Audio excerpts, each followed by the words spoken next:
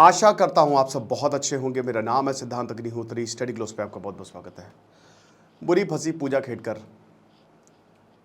देखिए, मैं ऐसे बहुत सारे लोगों को जानता हूं भारत में या पूरी दुनिया में लूप होल्स होते हैं और मुझे रिजर्वेशन से कोई प्रॉब्लम नहीं है, ठीक है। लेकिन मुझे प्रॉब्लम उनसे है जब रिजर्वेशन उन लोगों को मिलता है जो डिजर्व नहीं करते। मैं दिल से चाहता हूं, मुझे आज भी याद है कि एक रेस्टोरेंट में एक बच्चा पढ़ रहा था, ठीक है, और वो काम भी कर रहा था। बच्चा क्या मतलब 19-20 साल का ही होगा, ठीक है ना। तो जब हम लोग ने उससे बात की तो उसको इन सब चीज़ों के बारे में पता नहीं था। मेरा कहने का मतलब ये है, और मैं ऐसे बहुत कुछ मेरे ही लोग हैं, कुछ मेरे ही दोस्त हैं जो कि मेरी उनसे काफ़ी बहसबाजी भी हुई थी कि उन्होंने फर्जी सर्टिफिकेट बनवाए, है ना। मैंने उनसे पूछा कि भाई तुम कहाँ से बीपीएल में आते हो, बिलो पॉवर्टी लाइन में आते हो। तुम्हारे पिता जो हैं वो इतनी बड़ी पोस्ट पे, ठीक है, सरकारी जॉब है, नाम नहीं लूंगा मैं, किसी का नाम लेना सही नहीं है। कैसे हो गया यार, सब हो जाता है यार सिद्धांत, पैसा फेंको तमाशा देखो। तो अगर किसी नॉन डिजर्विंग को कुछ मिलता है घपला करके, तो ये हमारी एक बहुत बड़ी हार है समाज के तौर पे। हम इसलिए तो आरक्षण लाए नहीं थे। पूजा खेड़कर के साथ वही है। फिजिकल डिसेबिलिटी का जो कट ऑफ है वो बहुत ही कम जाता है, बहुत ही कम। आप देख सकते हैं। कब जाना भी चाहिए, क्यों जाना चाहिए, हमारे और आपकी तरह नहीं है ये। मेरा एक स्टूडेंट है सूर्या, वो कह रहा था कि सर क्या करें बताइए, एक तरफ मैं हूं जो इधर उधर इतना धक्के खाने पड़ते और एक तरफ। तो बात यह है कि हमारे आपकी तरह नहीं है ये, मुश्किलें होती है, मुश्किलात सामने आती हैं बहुत ज़बरदस्त तरीके की, ठीक है। तो इसीलिए कट ऑफ कम जाता, फेयर इनफ। यूपीएससी ने अपना सिस्टम बहुत ही फेयर रखा है ना। लेकिन अगर एक अच्छा खासा आदमी फर्जी सर्टिफिकेट बनवा के एग्जाम दे दे तो फिर क्या, अब उसमें भी यूपीएससी जांच करेगा। यूपीएससी को बेवकूफ़ बनाने चले हो, नहीं बना सकते, नामुमकिन है। लेकिन यहां तो ऐसा कुछ गड़बड़ होते हुए दिख रहा है गुरु, बहुत बुरी गड़बड़ होते हुए दिख रही है। चीज़ें साफ है, सच्चाई सबको पता है।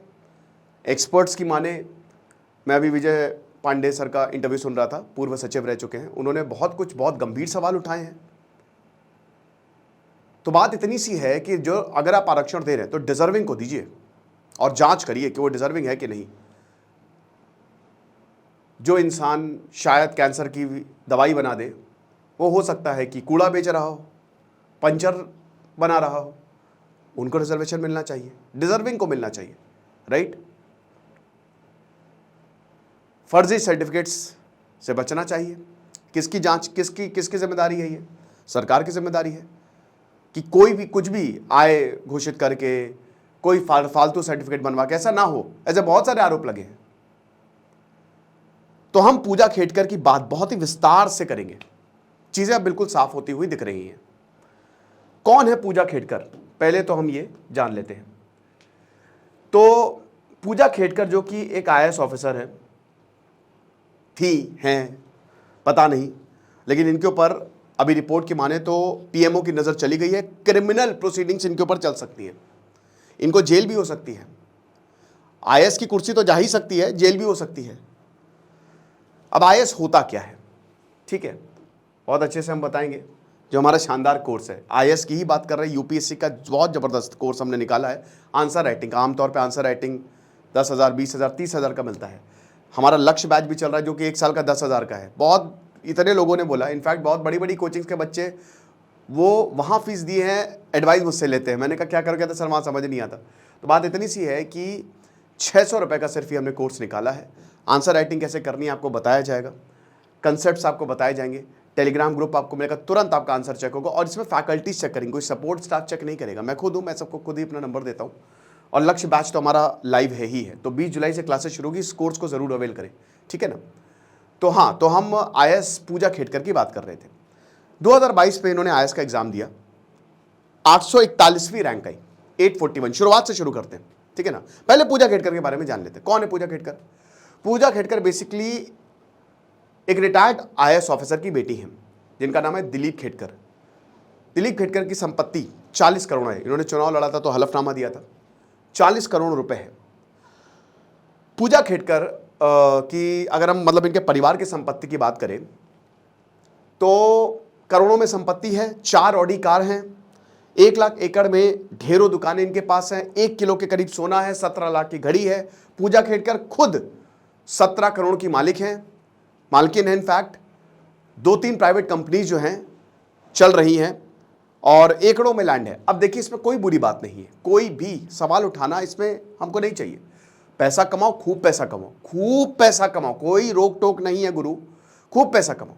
हम इस पर सवाल नहीं उठा रहे कि किसकी कितनी संपत्ति है क्या नहीं है, वो उनका राइट है पैसा कमाना, ठीक है। लेकिन दिक्कत क्या है? दिक्कत ये है कि जब पूजा खेड़कर ने इस IAS एग्जाम को निकाला तो उनकी 841वीं रैंक थी, ठीक है ना, 841 रैंक थी। इनको लबासना मिला मसूरी में, जहां IAS की ट्रेनिंग होती है। इनको होम कैडर मिला पुणे, ठीक है। क्या हुआ? चलिए, हुआ ये कि जब इनका IAS में सिलेक्शन हुआ, अब आपको पता है कि टॉप 100 ही IAS बनते हैं, बट रिजर्वेशन भी है तो कट ऑफ कम जाती है। अब जैसे मैंने बताया कि फिजिकल डिसेबिलिटी और ओबीसी में, ओबीसी जो नॉन क्रीमी लेयर में इन्होंने डाला है, तो पहला सवाल ये है, पहला इल्जाम के ऊपर ये है कि एक तरफ, इसीलिए हम इनकी संपत्ति बता रहे थे, इनकी बहुत तगड़ी संपत्ति है। ओबीसी में 2 लेयर्स होते हैं। क्रीमी लेयर वो होते हैं जिनको आरक्षण का लाभ नहीं मिलता। क्यों? क्योंकि आपके पास भाई आरक्षण उन्हीं को दिया जाएगा ना जो डिजर्विंग है। हर कोई पहले रेस में आ सके। भाई जाहिर सी बात है कि अगर मेरे पापा IAS हैं, मेरे पास अच्छा खासा पैसा है, तो मेरे पास एक एडवांटेज है, मैं IAS एग्जाम जो है 1-1.5 साल में निकाल सकता हूं। लेकिन वही किसी के पास अगर कुछ नहीं है, वो शुरुआत से शुरू करे तो उसको टाइम लगेगा। तो इसीलिए फील्ड को लेवल किया गया है कि किसी का हक नहीं मरे। तो अब उस हिसाब से तो इनकी 8 लाख जो सालाना आय है, 8 लाख रुपए है, उससे कम तो आप नॉन क्रीमी लेयर में आते हैं तो आपको रिजर्वेशन मिलता है। लेकिन यहां तो करोड़ों की आय दिख रही है। डॉक्टर है ये, वैसे आपको बता दूं, डॉक्टर पूजा खेड़कर, तो करोड़ों की आय दिख रही है। तो पहली बात तो ये है कि सर्टिफिकेट में घपला किया है इन्होंने, इनके ऊपर यह आरोप लगा है। ओबीसी सर्टिफिकेट गड़बड़ है। लेकिन उससे बड़ी बात, इनका जो फिजिकल डिसेबिलिटी सर्टिफिकेट है वो भी गड़बड़ है। समझ रहे हैं कैसे गड़बड़ है? इन्होंने बोला है कि एक तो इनकी दृष्टि सही नहीं है और मेंटल इलनेस यानी कि फिजिकल डिसेबिलिटी में आती है। अब फिजिकल डिसेबिलिटी का कट ऑफ जैसा कि मैंने बताया बहुत कम जाता है, इसीलिए इनको लबासना मिला, इसीलिए IAS ऑफिसर बनी। 841 रैंक पे IAS नहीं मिलता है, टॉप 100 को ही लबासना जाने में मिलता है, सीट्स कम होती है IAS की, ठीक है ना। तो इसीलिए इनको IAS की पोस्ट में लबासना ने इन्होंने ट्रेनिंग की। 2023 में ट्रेनिंग खत्म हुई। अब देखिए, जब ट्रेनिंग खत्म होती है तो स्टेप 1 है कि आप एग्जाम निकालेंगे, स्टेप 2 है आप ट्रेनिंग करोगे, स्टेप 3 है कि आपको प्रोबेशन पीरियड में रखा जाएगा, स्टेप 4 आपको एक SDM बनाया जाएगा, मतलब फिर आपको भार दिया जाएगा। प्रोबेशन पीरियड क्या होता है कि पहले आप काम सीखोगे, 1 साल तक आपको प्रोबेशन पीरियड पर रखा जाता है कि पहले काम तो सीख लो, IAS के साथ काम करिए, जानिए क्या होता है, फील्ड वर्क एवरीथिंग। तो काम सीखने के लिए रखा गया। अब मई 2023 की बात है, पिछले साल 2022 इनफैक्ट, तो ये ट्रेनिंग पे आ गई। अब इन्होंने कहा कि जो चैट्स आई हैं सामने कि मुझे जो एक लाल बत्ती वाली गाड़ी चाहिए, अलग से मुझे घर चाहिए, अटैच बाथरूम हो और मुझे अपना प्राइवेट केबिन चाहिए। तो एक डिमांड इन्होंने रखी, ठीक है। अब जब इन्होंने डिमांड रखी तो भाई जो सब वहां पे अधिकारी थे उन्होंने कहा कि ठीक है हम देखते हैं। अब ये डिमांड जो है इन्होंने रखी नहीं, थोपी, बार बार ये बोलती रही। अगर आप उस चैट को भी देखेंगे तो बार बार बोलती रही कि मुझे ये चाहिए, ठीक है। तो बोला कि ठीक है देखते हैं। उस समय एडिशनल कलेक्टर जो थे वो छुट्टी पे गए थे। एक और बात, किसी भी जो ट्रेनिंग होता है ना प्रोबेशन पीरियड पे, उनको होम कार्डर नहीं मिलता है। इनको पुणे मिल गया, होम कार्डर मिल गया, पुणे, समझ रहे हो। ड्रीम होता है किसी IAS ऑफिसर का, बहुत टाइम बाद मिलता है आपको कि आप कोई मेट्रो सिटी में जाओ, लेकिन इनको मिल गया पुणे, इनका होम कार्डर। क्या बात है, पहुंच ऊपर तक है लग रहा है। तो अब ये हुआ, तो अब यहां पे ये अड़ गई कि मुझे, अब देखिए ये बातें कभी आती ही नहीं, ये अड़ गई कि मुझे ये चाहिए, मुझे वो चाहिए, मुझे ऐसा होना चाहिए, वैसा होना चाहिए। तो यहां पे क्या हुआ कि एडिशनल कलेक्टर का जो ऑफिस था इन्होंने हथिया लिया। इन्होंने कहा कि एडिशनल कलेक्टर तो छुट्टी पे गए हैं, मैं IAS हूं तो मैं यहां पे ले लेती हूं। फिर इनकी शिकायत की गई। अब जब इनकी शिकायत की गई, जो चीफ सेक्रेटरी है दिवासे साहब, उनसे शिकायत की गई। अब उन्होंने फिर ये जो पूरा का पूरा मैटर अपने हाथ में लिया और इनका ट्रांसफर किया वाशिम। ये तो गलत है भाई। इसी दौरान इनके पिता भी आए। पिताजी जो हैं वो आए, इनके पास आए। अब देखा कि एक वीआईपी हॉल है तो बोला कि बंदोबस्त यहीं करवा दो। ऐसा बोला जा रहा है, कथित तौर पर इनके ऊपर यह भी इल्जाम लग रहा है कि जो तहसीलदार से इन्होंने कहा मेरी बेटी है, इसका बहुत ज़्यादा ध्यान रखो, आईएएस है, तुम जिंदगी भर भी मेहनत कर लो तो आईएएस नहीं निकाल सकते। तो यहाँ पे जो है वो इल्ज़ाम जो है, अब देखिए ये आरोप लगे हुए हैं, इनका इंतज़ाम जो है वो वीआईपी ऑफिस है, बहुत बड़ा सा खूबसूरत सा, वहाँ पे कराया गया। जब ये मांगे नहीं मानी गई तो इनकी Audi car, personal Audi car, वहाँ पे इन्होंने लाल बत्ती लगवा ली, वीआईपी नंबर प्लेट, साथ ही साथ इन्होंने महाराष्ट्र शासन ये पूरा का पूरा इन्होंने स्टिकर लगवा लिया। ओके, ये सारी चीज़ें जो है वो की। लेकिन सबसे बड़ी बात ये है, जब आप बोलेंगे कि आखिरकार ये लबासना गई कैसे, अब आप इसमें भी बहुत बड़ा पेच है। यूपीएससी क्या करता है कि जब आप एग्जाम निकालोगे और अगर आपने कोई डिसेबिलिटी दिखाई है तो आपको वो प्रूव करना पड़ता है। उसके लिए आपको हॉस्पिटल जाना पड़ता है और हॉस्पिटल वाले डॉक्टर जो आपकी जांच करेंगे, एम्स जाना पड़ता है। ठीक है, अब समझिए क्या हुआ। इनको 6 बार बुलाया गया, 5 बार एम्स ने बुलाया, 1 बार सफदरजंग हॉस्पिटल ने बुलाया। आप समझ रहे हो, 6 बार लगातार। इनको सबसे पहले 24 मई को बुलाया गया एम्स 2023 की, आइए भैया जांच करवाइए, जो आपने मेंटल डिसेबिलिटी का सर्टिफिकेट दिया है जांच करवाइए, आंखों वाला सर्टिफिकेट दिया, जांच करवाई, दृष्टिहीन वाला, नहीं गई, बोला कोविड हो गया है। 26 मई को फिर बुलाया गया, फिर 27 मई को सफदरजंग में बुलाया गया, नहीं गई। फिर उसके बाद जून में बुलाया गया, 26 जून को, नहीं गई। फिर उसके 1 हफ्ते बाद नहीं गई। फिर जुलाई में 1 महीने बाद बुलाया गया, नहीं गई। अगस्त में फाइनली बुलाया गया, नहीं गई। कोई ना कोई बहाना किया। अब उसके बाद जब यह हुआ, एक प्राइवेट हॉस्पिटल से इन्होंने, प्राइवेट क्लिनिक से इन्होंने एक अपना सर्टिफिकेट बनवा के दे दिया। और आप सबको पता है बहुत आसान होता है, दे दिया इन्होंने कि नहीं नहीं मेरी तो मेंटल डिसेबिलिटी है। यूपीएससी ने इसको मानने से इनकार कर दिया और ये चला गया सेंट्रल एडमिनिस्ट्रेटिव ट्रिब्यूनल, कैट।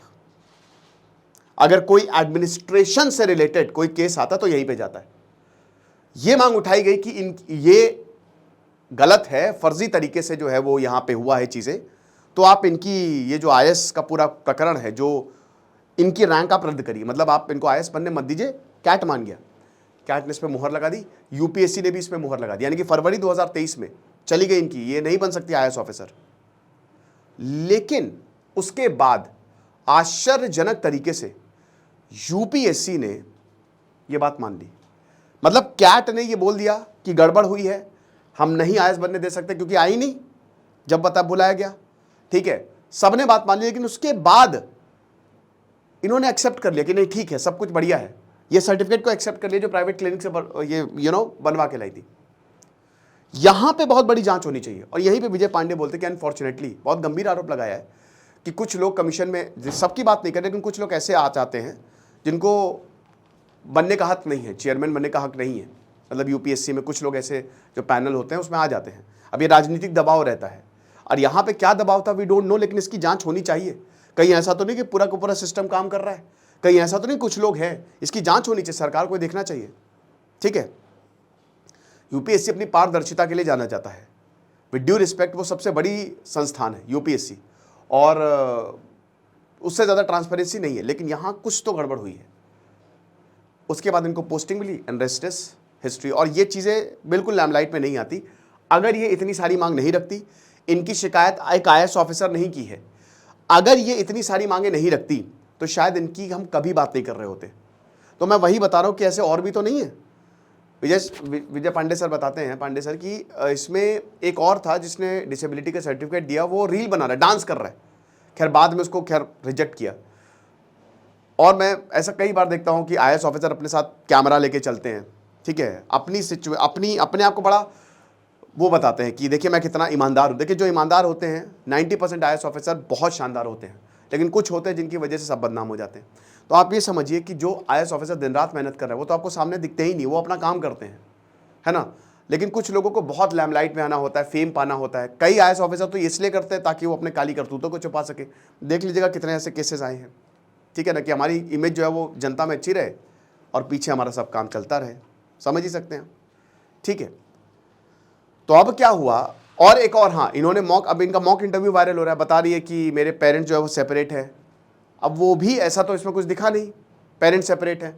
इनकी माताजी के ऊपर भी मुकदमा दायर हो गया है आर्म्स एक्ट के तहत। ये बंदूक लेके एक वीडियो वायरल हो रहा है, इनकी माताजी जो हैं वो बंदूक लेके धमका रही हैं, किसानों को धमका रही हैं। तो जब ये पूरा का पूरा प्रकरण सामने आया तो इनका ट्रांसफर हो गया वाशिम।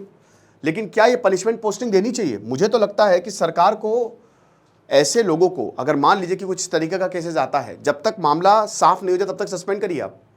आईएएस ऑफिसर के ऊपर कार्रवाई नहीं होती है और ये एक बड़ी दिक्कत है। अगर कोई मामला ऐसा आ रहा है तो आप उसको सस्पेंड करिए तुरंत। किसी ने बदतमीजी की है, किसी ने जनता के खिलाफ काम किया, आप सस्पेंड करिए। जब तक वो मामला रफा दफा नहीं हो जाता तब तक सच सामने आ ही जाता है। ये हिसाब किताब है। तो ये सब जो है इनके ऊपर आरोप लगा है। अब इनके पिताजी, जैसा कि हमने बताया कि उन्होंने लोकसभा इलेक्शन भी लड़ा, हलफनामा दिया, सारी चीजें बताई, लेकिन ये पीएमओ तक बात चली गई। गाइडलाइंस यही बोलते हैं कि जब तक आप प्रोबेशन पीरियड पे हो तब तक आपको ये सारी सुविधाएं नहीं मिलती हैं। ये सारी सुविधाएं आपको तभी मिलती हैं जब आप ज्वाइन करो। लेकिन आपको पता ही है कि भाई शायद बचपन से ही आदी होंगी, क्योंकि प्रिविलेज्ड चाइल्ड रही है ये। भाई आप फैमिली देख ही सकते हो, तो माइट बी पॉसिबल यही रहा होगा। ठीक है, तो अब बड़ी बात यह है कि जब ये सब कुछ सामने आया है तो इनके ऊपर केस चल सकता है, बड़ा केस चल सकता है, और इनकी जो पोस्ट है ना उसको भी रद्द किया जा सकता है। ठीक है, तो जो भी होगा हम आपको बताएंगे। बट ये पूरी की पूरी कहानी है ना, पूजा खेड़कर की। आरोप प्रत्यारोप लगे, बाकी हम तो हैं ही हैं चीज़ें अपडेट करने के लिए। और आईएएस बनना है तो हमारे कोर्स को आप ज़रूर अवेल करें। Thank you so much.